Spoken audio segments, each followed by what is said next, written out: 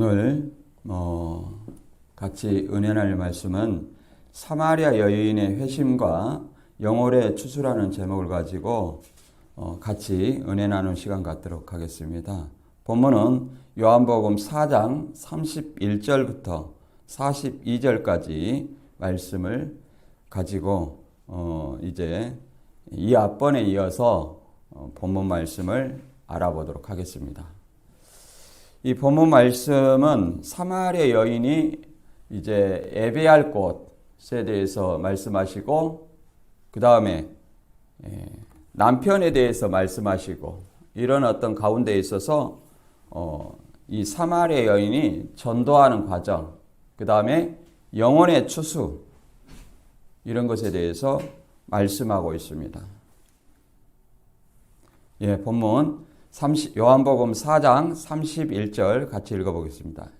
그 사이에 제자들이 청하여 가로되 랍비여 잡수소서 가라사대 내게는 너희가 알지 못하는 먹을 양식이 있느니라. 제자들이 서로 말하되 누가 잡수실 것을 갖다 드렸는가 한데 예수께서 이르시되 나의 양식은 나를 보내신 이의 뜻을 행하며 그의 일을 온전히 이루는 이것이니라. 너희가 넉 달이 지나야 추수할 때가 이르겠다 하지 아니하였느냐. 내가 너희에게 이르노니 눈을 들어 밭을 보라. 희어져 추수하게 되었도다. 거두는 자가 이미 싹도 받고 영생에 이르는 열매를 모으나니 이는 뿌리는 자와 거두는 자가 함께 즐거워하게 하려 함이니라. 그런즉 한 사람이 심고 다른 사람이 거둔다 하는 말이 옳도다.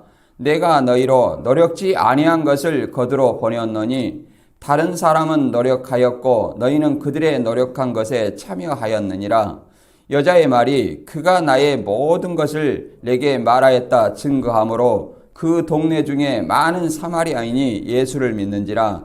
사마리아인들이 예수께 와서 자기들과 함께 유하기를 청하니 거기서 이틀을 유하심에 예수의 말씀을 인하여 믿는 자가 더욱 많아 그 여자에게 말하되 이제 우리가 믿는 것은 내 말을 인함이 아니니 이는 우리가 친히 듣고 그가 참으로 세상의 구주인 줄 알미라 하였더라. 아멘.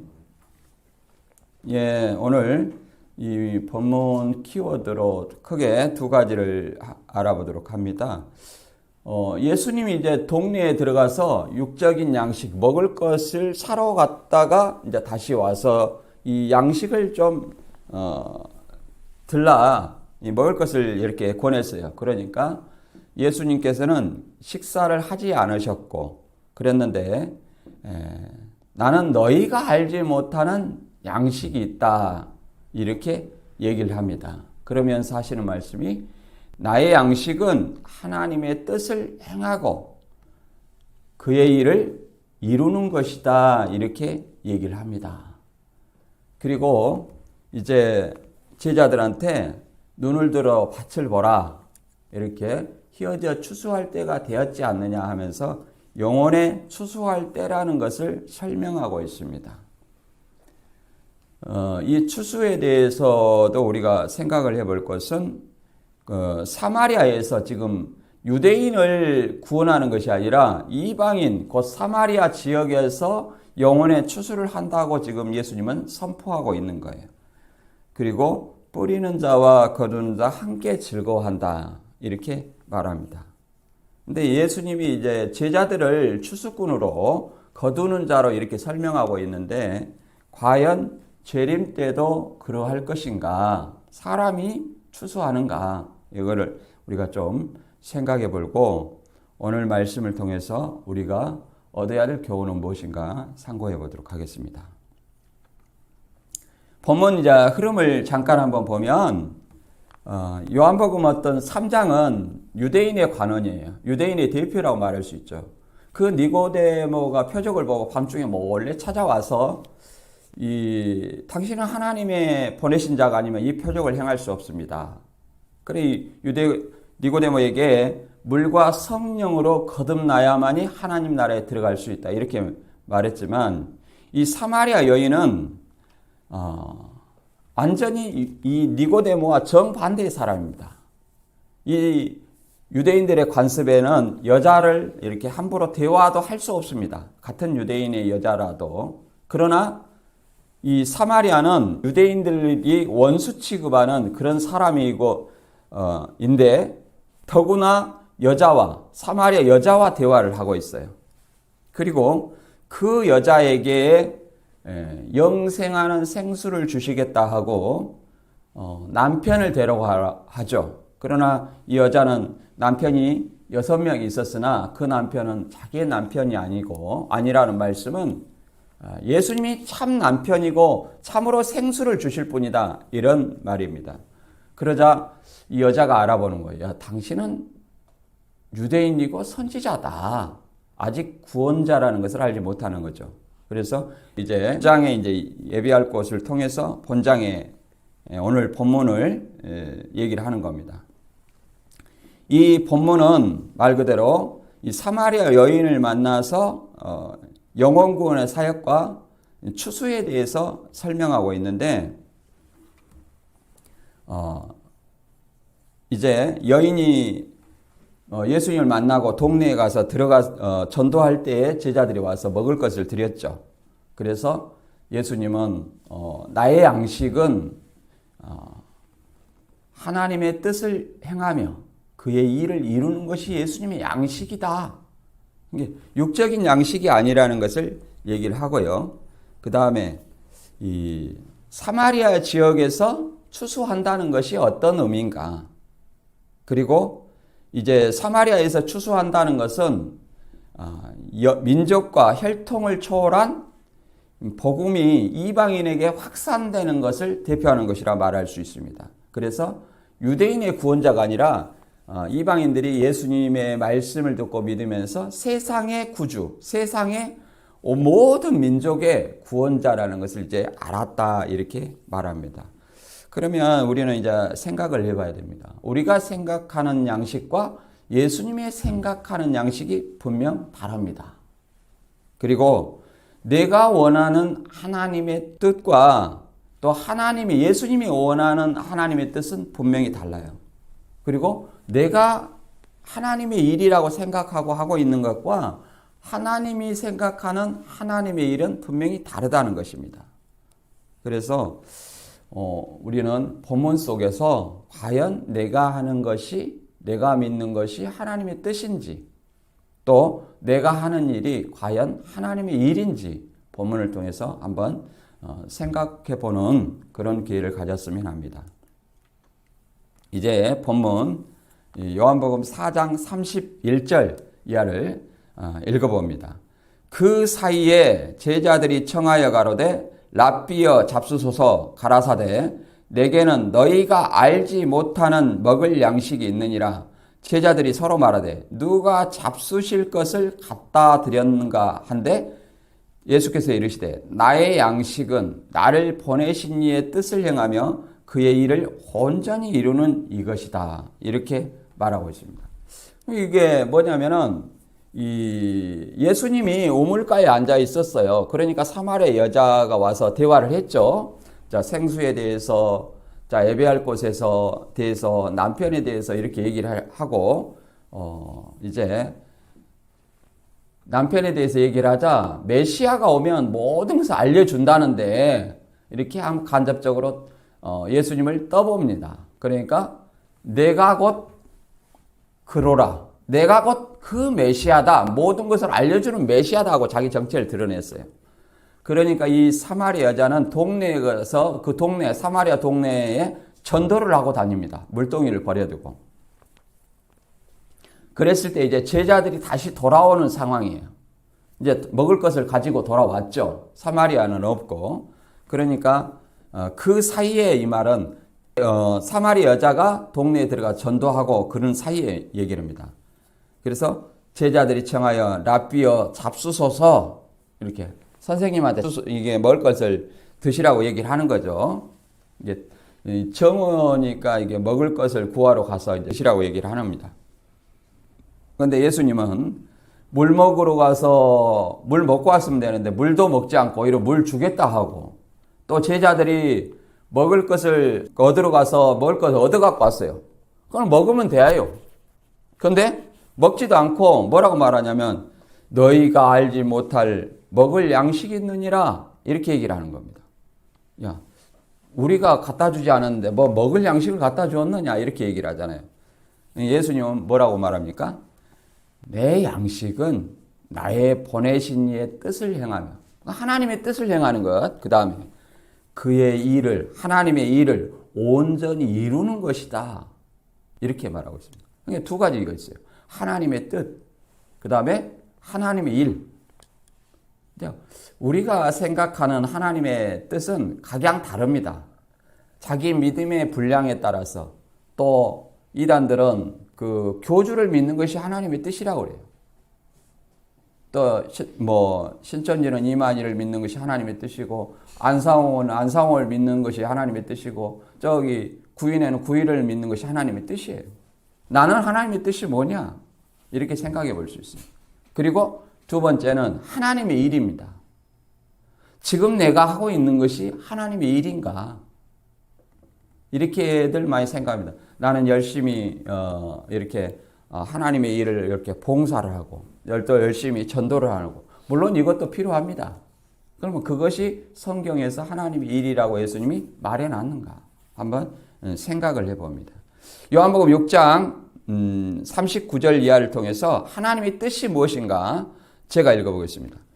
나를 보내신 이의 뜻을 행하려 함이니라. 나를 보내신 이의 뜻은 내게 주신 자 중에 하나라도 잃어버리지 아니하고 마지막 날에 다시 살리는 이것이니라. 내 아버지의 뜻은 아들을 보고 믿는 자마다 영생을 얻는 이것이니 마지막 날에 이를 다시 살리리라. 이 말은 무슨 말이냐면 하나님의 뜻은 나를 보내신 성부 하나님의 뜻은 예수님에게 주신 자를 하나라도 잃어버리지 않고 마지막 날에 다시 살린다. 이게 마지막 날에 부활을 할 것을 얘기해요. 그럼 마지막 날은 언제예요? 예수님 다시 오시는 때입니다. 그러면 예수님한테 주신 자는 어떤 자냐? 내 아버지의 뜻은 아들을 보고 믿는 자, 영생이니, 그렇잖아요. 아들을 보고 믿는 자를 영생을 얻는 이것이니 언제 살린다? 마지막 날에 이를 다시 살린다. 마지막 날에 부활한다는 거예요. 그래서 마지막 날에 부활을 통해서 영생을 주시겠다 하는 거예요. 누구를 믿는 자? 예수님을 믿는 자. 그래서 아버지의 뜻은 예수를 메시아로 믿는 자에게 영생과 부활을 얻고자 하는 것입니다. 예수님의 뜻이 뭐예요? 아들 보고 믿는 자가 영생이다. 하나님의 뜻이 이렇게 설명하고 있습니다. 그리고 그렇다면 하나님의 일이, 제자들이 물어봤어요. 어떻게 하여야 우리가 하나님의 일을 할 수 있습니까? 그러니까 요한복음 6장 29절에 예수님께서 뭐라고 말하냐면 하나님의 보내신 자를 믿는 것이 하나님의 일이다 그럽니다. 오늘날 우리 관점에 생각해 보면 예수라는 어떤 이름은 굉장히 믿기가 쉽습니다. 불신자도 다 아는 어떤 얘기예요. 그리고 이 서기 몇 년, 2021년 이것은 예수 탄생 기점으로 이 달력을 세고 있잖아요. 그러니까 누구나 다 알고 있습니다. 그러나 그 예수라는 어떤 사람을 메시아로, 그리스도로, 구원자로 인정하느냐 안 하느냐, 성경대로 출현한 인물을 성경대로 출현한 메시아로 인정하느냐 안 하느냐, 그것이 굉장히 중요한 것이라는 거예요. 그 당시에는 그것이 굉장히 중요했어요. 예수가 그리스도냐, 예수가 우리 유대 사회를, 당시 유대 사회를 혼란케 하는 이단하냐 아니면 메시아냐, 이게 굉장히 중요한 거예요. 그리고 진짜 믿는다는 것은 뭐냐면은 우리가 예수를 안 믿는 불신자에게는 예수를 믿으라고 그래야 되죠. 그러나 예수를 믿는 자에게는 에베소서 4장 13절의 말씀처럼 이제 믿는 것과 멋이 예수님에 대해서 아는 것이 하나가 되어야만이 장성한 자가 될 수 있다고 얘기를 합니다. 그래서 예수님에 대한 이 기록을 아는 것은 얼마나 중요한지 우리를 좀 깨달아야 됩니다. 그리고 그러면 믿음으로 뭐예요? 영생을 얻는 그것, 부활과 영생. 그리고 에베소서 2장 8절에는 믿음으로 구원을 얻었나니 이렇게 말합니다. 구원을 얻었나니. 과거예요. 이게 어떤 사람은 그러더라고요. 자, 구원이 뭐냐? 그래서 뭐야, 구원 받았다 하는데 도대체 뭐로부터 구원 받았느냐 이렇게 물어보면 대답을 못하는 사람이 간혹 있어요. 근데 이 구원은 예수님이 이 땅에 오신 목적과 동일합니다. 예수님이 이 땅에 오신 목적은 십자가의 제물이 되기 위해서 오셔요. 아담의 범죄로 인해서 하나님과 우리 사이에 죄담이 막혀 있어요. 그 죄담을 허물어서 하나님과 하나 되기 위한 것은 뭐냐면은 그 죄를 없애야 돼요. 그 죄를 없애기 위해서 예수님이 십자가에 달리셨거든요. 그래서 그 죄를 없애기 위해서 오신 예수님이 십자가의 제물, 그 제물이란 사실, 우리 죄를 위해서 대신 십자가의 대속의 제물이 되셨다는 사실을 믿는 것이 우리의 구원이라는 것입니다. 이것은 어떤 행위에서 난 것이 아니에요. 그냥 하나님이 예수님을 메시아로 구원자로 믿음으로 거저주는 선물이다. 그래서 우리를 예수를 믿음으로 말미암아 구원받았다 이렇게 얘기를 하는 겁니다. 그러면 예수님의 입장에서 우리는 이제 우리 입장에서 제자들의 입장에서 하나님의 일은 예수 그리스도를 구원자로 믿는 것이 하나님의 일이에요. 그런데 하나님의 일을 온전히 이루는 이것이라 했거든요. 그래서 예수님이 하나님의 일을 온전히 이루는 이것이 뭐냐면은 십자가 지시는 거예요. 이 땅에 오신 목적 자체가 많은 사람의 죄를 짊어지고 십자가 지시는 것이거든요. 그래서 예수님께서 십자가 지시기 전에 그 목적 때문에 오셨기 때문에 자기의 죽음을 앞두고 기도를 하는 겁니다. 뭐라고 말하냐면 마태 26장 39절 이하를 보면 조금 나아가서 얼굴을 땅에 대시고 엎드려 기도하여 가라사대 내 아버지여 만일 할만하시거든 이 잔을 내게서 지나가게 하옵소서. 그러나 나의 원대로 마시고 아버지 원대로 하옵소서. 그러니까 예수님은 자기가 제물이 되어서 십자가에 희생하는 거예요. 결코 우리는 다른 사람 대신해서 무엇을 하기가 쉽지 않습니다. 내 목숨을 내놓지 않아요. 내놓기는 더욱 어렵지만 우리가 다른 사람을 대신해서 일을 간다든가 다른 사람을 대신해서 무엇을 해준다든가 이런 것도 쉽게 하기 어려운데 예수님은 우리 죄를 위해서 자신의 몸을 십자가에 제물로 희생 제물로 드리신다는 거예요. 그런데 그것이 굉장히 우리와 똑같은 죄는 없으실 때 우리와 똑같은 인성을 가지셨기 때문에 굉장히 힘들다는 거예요. 그렇기 때문에 만일 할만하시거든 이 잔을 십자가 지시는 거, 이 잔을 내게서 지나가게 하옵소서. 그러나 나의 원대로 마시고 누구의 원대로? 아버지의 원대로 되라고 이렇게 기도를 합니다. 우리는 신앙을 할 때 대부분 내 원대로 교회에 가서도 말하지만은 내가 원하는 말씀이 나오느냐 또 내가 원하는 어떤 교회상 큰 교회 내가 원하는 어떤 유명한 목사 그런 외형적인 것들을 많이 봅니다. 그러나 우리가 봐야 될 것은 하나님이 원하는 것이 무엇인지를 깨달아야 됩니다. 그래서 하나님이 원하는 것을 우리는 구해야 돼요. 물론 예수님의 입장에서는 십자가 지시면서 다 이루었다. 그러니까 하나님의 이 십자가 지시는 것이 이루는 거예요. 우리는 또 그것을 믿는 것이 하나님의 일이고요. 또 하나님의 뜻도 뭐예요? 아들을 보고 믿는 자가 영생을 주었고 마지막 날에 다시 살린다 그럽니다. 그래서 재림을 하면 재림 때가 마지막 날인데 우리 모두가 소망하는 부활과 영생이 예수님의 십자가의 공로로 이루어진다는 사실입니다. 그 다음 요한복음 4장 35절 이하를 읽어보겠습니다. 너희가 넉 달이 지나야 추수할 때가 이르겠다 하지 아니하느냐. 내가 너희에게 이르노니 눈을 들어 밭을 보라. 희어져 추수하게 되었도다. 거두는 자가 이미 싹도 받고 영생에 이르는 열매를 모으나니 이는 뿌리는 자와 거두는 자가 함께 즐거워하게 하려 함이라. 그런즉 한 사람이 신고 다른 사람이 거둔다는 말이 옳도다. 내가 너희로 노력지 아니한 것을 거두어 보였느니 다른 사람은 노력하였고 너희는 그들의 노력에 참여하였느니라. 이제 이게 여기서 지금 예수님이 제자들한테 말한 시점을 생각해 봐요. 말한 장소가 어디냐? 지금 이방인 사마리아인이거든요. 사마리아 그 동네에서 뭐라고 말하냐면 눈을 들어 밭을 보라 희어져 추수하게 되었다. 그 말은 이방인들을 지금 추수하라는 거예요. 이방인들을. 그러면서 거두는 자가 싹도 받고, 싹은 뭡니까? 예수님을 구원자로 믿음으로 얻는 구원이에요. 구원의 싹을 받고 영생에 이르는 열매를 모으나니 그러냐. 영생에 이를 수 있는 그렇잖아요. 열매를 모은다는 거예요. 전도죠. 이는 뿌리는 자와 거두는 자가 함께 즐겨함이라. 뭐 크게 뿌리는 자라고 하면 모세를 통한 선지자를 얘기할 것입니다. 그리고 거두는 자는 제자들이고요.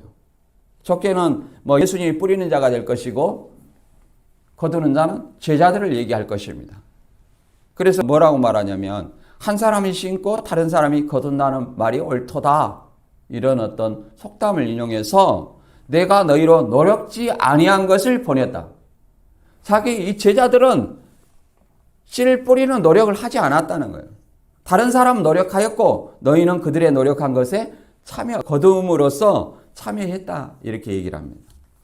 이 말을 통해서 이 추수에 대한 건데요. 재림 때도 추수를 합니다. 이단들이 각 교회에 들어가서 추수를 한다고 뭐를 하냐면 자기 교회로 데리고 가죠. 이단들이 교주가 있는 그곳이 맞이할 마지막 추수할 곳간이다 이렇게 생각을 합니다. 그런데 과연 재림은 초림과 같을까요? 초림과 같지 않습니다. 마태 9장 37절에 읽어보면 제자들이 추수꾼이라는 것을 명백합니다. 왜 그러냐면 이에 제자들에게 이르시되 추수할 것은 많되 일꾼이 적으니 그러므로 추수하는 주인에게 청하여 추수할 일꾼들을 보내어 주소서 하라 하시니라. 그때 당시에는 제자들이 뭐예요? 거두는 자였어요. 추수꾼이었어요. 그 추수할 사람이 부족하니까 더 보내달라 이렇게 기도하라는 겁니다. 그러면 이것이 재림 때도 이 사람이 천사가 영이니까 영은 육을 들어서 이 사람이 천사고 이렇게 추수할 사람이냐? 달라요. 뭐가 다르냐? 소림 때는 예수님이 성육신한 몸으로 마리아의 몸에서 태어난 몸이지만 재림 때는 부활체로 승천하셔갖고 그 승천하신 몸으로 다시 오시는 거예요. 그리고 뭐라고 하냐면 천사가 나팔 불고 천사가 의인과 악인 알곡과 가라지를 가른다 이렇게 얘기를 합니다. 마태 13장 30절 제가 한번 읽어보겠습니다. 둘 다 추수 때까지 함께 자라게 두어라. 추수 때에 내가 추수꾼들에게 말하기를 가라지는 먼저 거두어 불사르게 단으로 묶고 곡식은 모아 내 곡간에 넣으라 하리라. 추수꾼들은 천사예요. 천사. 추수꾼들은 천사인데 이단들은 자기들이 천사인 줄 알아요. 우리 교회마다 그러잖아요. 신천지 추수꾼 출입금지. 근데 천사가 이 사람의 이 영이 육을 들어서 역사합니까? 그렇지 않습니다. 아브라함의 세 천사도 있고요. 그 다음에 예수님의 무덤 속에 두 천사도 있고요. 다 사람의 형상으로 나타났습니다. 누굴 들어서 역사한 것이 아니라. 그 다음에 예수님의 승천할 때에 두 천사, 제자들한테 갈릴리 사람들아 어찌하여 서서 하늘을 쳐다보느냐 이렇게 말하는 사람들. 말하는 그 두 사람이 뭐예요? 천사입니다. 그게 누구를 들어서 역사한 것이 아니에요. 천사는 하나의 독립체로서 역사를 하는 거예요. 독립체로서. 이게 재림 때는 그 천사들이 내려와서 추수를 한다는 거예요. 초림 때하고 완전히 달라요. 초림 때는 예수님이 육신의 몸을 가졌고 제사를 또 그러기 때문에 육신의 제자로서 거둡니다. 재림 때는 뭐예요? 예수님이 부활체로서 재림하시고 또 천사들도 영적인 존재로서 추수를 한다는 겁니다. 그 추수가 뭐예요? 영생과 영벌로 가르는 거예요. 그리고 이 추수에 대해서 설명하기를 이렇게 말합니다. 이 알곡은 모아 곡간에 넣으리고 가라지는 기성교회에서 거짓 목사가 막 단으로 묶고 있다. 이단에 못 가게. 이렇게 얘기를 하는데 우리가 세상의 추수도 마찬가지입니다. 세상의 추수는 뿌리는 사람과 거두는 사람이 동일합니다. 뿌리는 사람은 농부죠. 추수할 때도 농부가 해요. 근데 추수 때에 알곡부터 거둡니까? 가라지부터 거둡니까? 농사를 안 해본 사람은 알곡부터 거둔다고 그래요. 근데 이 벽실을 보면 이 벽실을 뿌렸는데 뭐가 자랐냐면 이게 벼가 익으면 뭐가 자랐냐면 피가 있어요. 피. 그러면 그 피를 먼저 뽑고 그 다음에 콤바인으로 벼를 뱁니다. 여기도 마찬가지예요. 봐보세요. 추수 때에 내가 추수꾼들의 말하기를 가라지는 먼저 거두어. 뭘 먼저 거두어요? 가라지를 먼저 거두어. 그리고 또 한 가지, 이 기성교회에서 거짓 목자가 가라지를 묶고 있느냐, 그리고 이 추수꾼이 알곡만 거두느냐, 이 추수하는 사람들이 다르다 그 말이죠. 가라지 추수하는 거짓 목자가 있고 알곡 추수하는 천사가 있고 이렇게 다르다는 건데 과연 다를까요? 다시 읽어보면 추수 때에 내가 추수꾼들에게 말하기를 가라지는 먼저 거두어 불사르게 단으로 묶고 곡식은 모아 내 곡간에 넣으리라. 자, 가라지는 먼저 거두어. 누가? 가라지를 먼저 거두는 것도 추수꾼이고 곡식을 모아 곡간에 넣은 것도 뭐예요? 추수꾼이에요. 다 천사라는 거예요. 가라지를 묶는 사람 기성교회 목사, 알곡을 거두는 사람 신천지 이런 어떤 존재가 아니라는 겁니다. 그래서 이 분명히 초림과 재림은 다르다는 것을 아시기 바랍니다. 그래서 예수님의 시각으로 좀 봐야 돼요. 예수님의 시각으로. 다음 요한복음 4장 39절입니다. 여자의 말이 그가 나의 행한 모든 것을 내게 말하였다 증거하므로 그 동료 중에 많은 사마리아인이 예수를 믿는지라 이렇게 말합니다.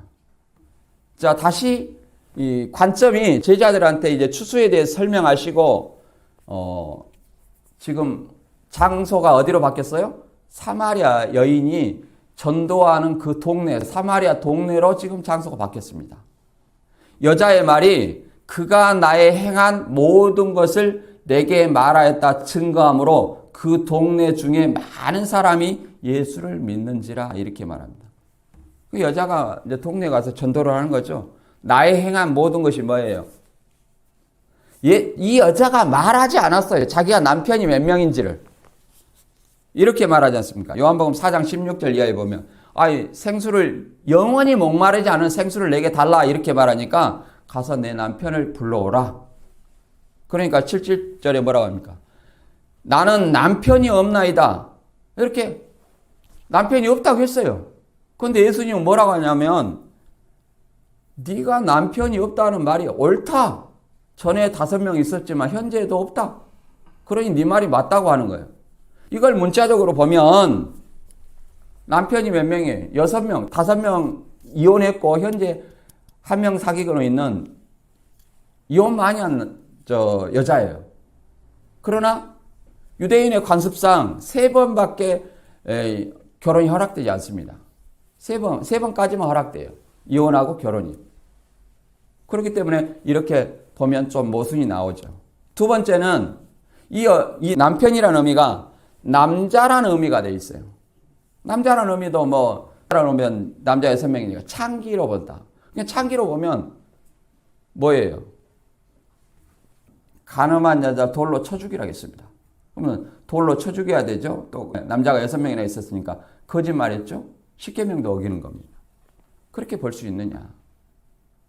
그러나 이렇게 보면 이 사마리아 여자 동네에서 뭐냐면은 아수르 왕이 사마리아 사람들을 멸망시킬 때 사마리아 사람들을 잡아가고 또 아수르 사람들을 여러 고을 사람들을 이 사마리아에다 흩어놨습니다. 그러면 그 민족의 신들이 있어요. 왕하 17장 24절에 그러잖아요. 아수르 왕이 바벨론과 구다와 하와 하맛과 스발 와임에서 사람을 옮겨다가 이스라엘 자손을 대신하여 사마리아 여러 성읍에 두었다 이렇게 말하지 않습니까? 그러니까 그들이 각기 자기 신이 있어요. 여기서 5민족이 왔는데 5민족의 신이 있어요. 호세아 2장 16절에 보면 하나님을 내 남편이라 그 백성을 뭐예요? 신부라 이렇게 얘기를 합니다. 아내라 이렇게 표현해요.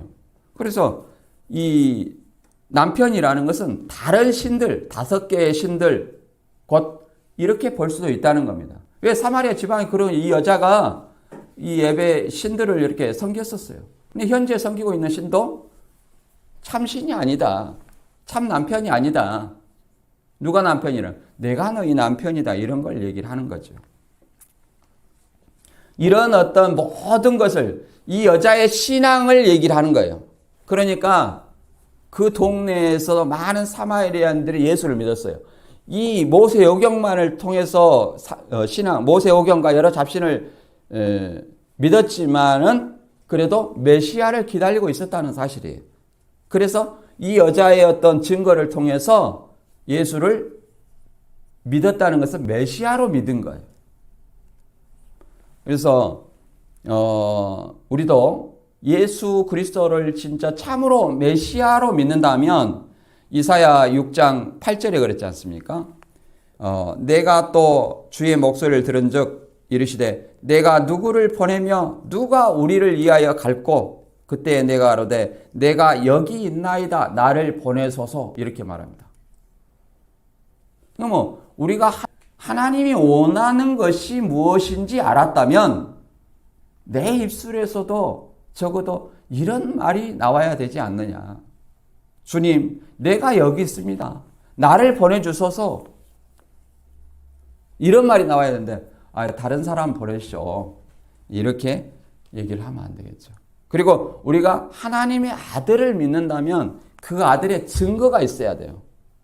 그냥 예수 믿는다 하는데 예수가 왜 구원자라는지, 왜 구원받았다 하는지 이런 것들을 모른다면 내가 이런 어떤 증거가 없다면 예수님이 어떻게 왜 죽었는지, 왜 부활했는지, 어떤 모습으로 다시 오는지 이걸 모른다면 우리가 어떻게 하나님의 아들을 제대로 믿는다고 말할 수 있겠습니까? 요한일서 5장 10절에 보면 하나님의 아들을 믿는 자는 자기 안에 증거가 있고 믿지 아니한 자는 하나님을 거짓말하는 자로 만드나니 이는 하나님께서 그 아들에 관하여 증거하신 증거를 믿지 아니하였음이라 이렇게 말합니다. 그러니까 하나님을 믿는 자는 자기 안에 증거가 있고 믿지 않는 자는 뭐예요? 하나님을 거짓말한 자. 하나님이 없다. 이런 사람이 있어요. 이는 하나님을 거짓말하는 자로 만든다는 거예요. 왜? 그 아들에 관하여서 증거한 증거를 믿지 않기 때문에 그렇습니다. 쉽게 말해서 구약 성경에 예수님을 증거해 놨는데 이 예수님을 메시아로 믿지 않은 거예요. 그 증거가 없으니까 하나님을 거짓말하는 자라 이렇게 얘기를 합니다. 그래서 우리가 예수를 안 믿는 사람에게는 예수를 믿어라 얘기를 해야 되는 거예요. 우리가 쉽게 말해서 학교를 가지 않는 사람은 학교를 가라 하지만 학교 간 사람에게는 이제 공부해라 하는 것과 마찬가지입니다. 이제 쉽게 예를 들은 거예요. 그래서 우리가 예수라는 이름을 메시아로 믿었다면 이제 예수가 어떤 분이라는 것을 아는 것이 하나 돼가지고 장성한 자가 돼야 돼요. 과연 예수님은 어떤 분인가? 다음 요한복음 4장 40절 이하 읽어보고 말씀 정리하도록 하겠습니다. 사마리아인들이 예수께 와서 자기들과 함께 유하기를 청하니 거기서 이틀을 유하심에 예수의 말씀을 인하여 믿는 자가 더욱 많아 그 여자에게 말하되 이제 우리가 믿는 것은 내 말을 인함이 아니니 우리가 친히 듣고 그가 참으로 세상의 구주인 줄 알미니라 하였더라. 자, 처음에는 이 사마리아 동네 여자가 누구 때문에 믿었어요? 사마리아 여자의 전도를 통해서 예수님을 구원자로 믿었습니다. 그래가지고 구원자가 자기 동네에 왔으니까 이제 함께 유하기를 청합니다. 함께 유하기를 청해서 이틀을 유했어요. 그러니까 이틀 동안 말씀을 들었다는 거죠. 예수님에게 직접. 그럼 예수님은 누구를 증거해요? 자신을 증거해요. 자신이 구약성경에 약속된 메시아라고 얘기를 하겠죠. 그래서 그 여자에게 이 사마리아 사람들이 다 예수를 믿고 그 사마리아 여자에게 말합니다. 이제 우리가 예수 그리스도를 구원자로 믿는 것은 내 말을 인해서 믿는 것이 아니라 우리가 친히 듣고 그가 참으로 유대인의 구원자가 아니라 세상 모든 민족의 구주인 줄 알았다. 그러니까 우리도 구원받을 백성이라는 것을 알았다는 거예요. 그러잖아요. 예수님께 에베소서 2장 12절에 보면 이런 말이 있습니다. 예수님을 통해서 유대인과 이방인의 차이가 없어요. 이런 말이 여기에 딱 적합한 말이 있는데 그때 너희는 그리스도 밖에 있었고 이스라엘 나라 밖에 사람이라 약속의 언약들에 대하여 외인이요 세상에 소망이 없고 하나님을 없는 자이더니 이제는 전에 멀리 있던 너희가 그리스도 예수 안에서 그리스도 피로 가까워졌느니라. 예수님의 피로 말미암아 그리스도 밖에 이방인이었어요. 그러나 가까이 있고 이스라엘 나라 밖 사람이다 그러면 하나님의 선민이 아니었었는데 이제 하나님의 백성이 되었고 약속의 언약들에 대해서는 외인이었다. 그러면 하나님의 약속이 무엇이었는지 첫 언약, 새 언약이 무엇이었는지 이것에 대해서는 언약 백성이 아니었다 그 말이에요.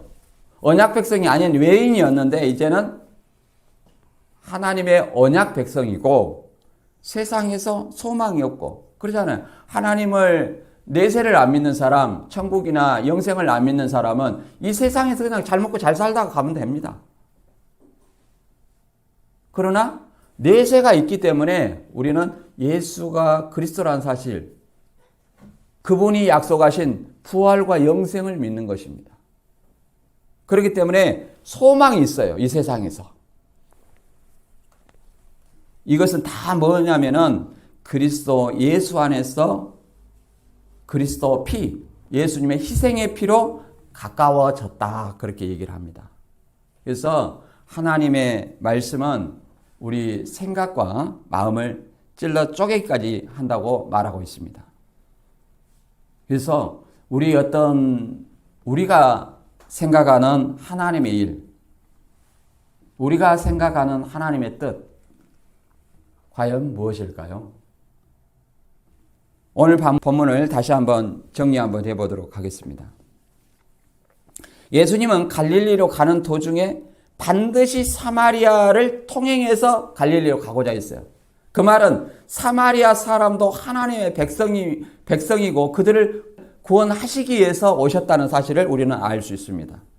그래서 그들에 대해서 하나님의 선물과 예배할 때 그 다음에 참 남편에 대해서 말씀하여 주시고 이 여자는 메시아라는 것을 그 남편이 몇 명인 것을 알려주니까 메시아가 오면 이런 어떤 모든 것들을 알려준다는데 하고 예수님을 물어봤습니다. 예수님의 자신의 정체를 메시아라고 드러내자 이 여자는 갑자기 물들어 와가지고 또 물동이를 버려두고 그냥 동네에 가서 전도하는 거예요. 제자들은 먹을 것을 사러 가갖고 먹을 것을 줬는데 예수님 먹으면 되는 거예요. 근데 또 먹지 않고 나의 양식은 하나님의 뜻을 행하며 하나님의 일을 이루는 그것이다. 이렇게 얘기를 합니다. 그리고 하나님의 양식은 뭐예요? 하나님의 뜻, 하나님의 일, 이걸 이루는 거라는 거예요. 하나님의 뜻은 아들을 보고 믿는 자, 영생을 얻는 이것이라 얘기를 합니다. 하나님의 일도 뭐예요? 하나님의 아들을 믿는 것이 하나님의 일이라 얘기를 합니다. 그럼 예수를 믿는 것이 오늘날에는 당연하겠지만 그 당시에는 굉장히 예수를 메시아로 믿는 것은 굉장히 어려운 일이었다. 그럼 오늘날 우리가 예수를 그리스도를 믿는다면 이제 초보 어린아이의 수준에서 벗어나서 믿는 것과 아는 것이 하나 되어서 장성한 자가 되어야 됩니다. 또 이 추수라고 얘기를 했는데 이 추수도 마찬가지입니다. 그때 당시에는 제자들이 거두는 자로서 구원의 싹스를 받고 영생에 이르는 열매를 모았어요. 모세와 같은 이 선지자들이 노력하였고 예수님 제자들이 거두는 자였습니다. 추수한 자였습니다. 그러나 오늘날 재림 때는 우리가 추수하는 것이 아니에요. 재림은 초림 때와 같지 않습니다. 천사들이 직접 추수해서 영생과 영벌을 이렇게 가르는, 천국과 지옥을 가르는 그런 심판의 때라는 것을 우리는 알아야 됩니다. 그래서 오늘 말씀을 통해서 과연 나는 하나님의 뜻대로 신앙을 하는가? 아니면 하나님의 일을 한다고 하는가? 이것을 하나님의 관점으로, 예수님의 눈으로 바라봐야 됩니다.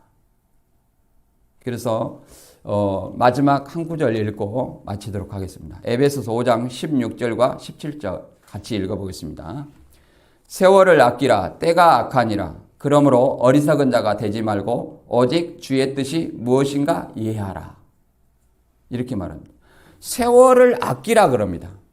어리석은 자가 되지 말고 하나님의 뜻이 무엇인가. 내가 원하는 뜻을 생각하지 말고 하나님의 원하는 뜻이 무엇인지 그걸 생각해서 그 뜻을 이루는 것이 우리 신앙인의 할 도리입니다. 저와 여러분은 오늘 말씀처럼 하나님의 자녀로서 하나님의 뜻이 무엇인지 하나님의 일이 무엇인지 이걸 잘 생각하시고 구원받은 자로서 하나님 나라에 더 확신으로 가까이 나아가는 자 되기를 바랍니다. 오늘 말씀 여기서 마치겠습니다.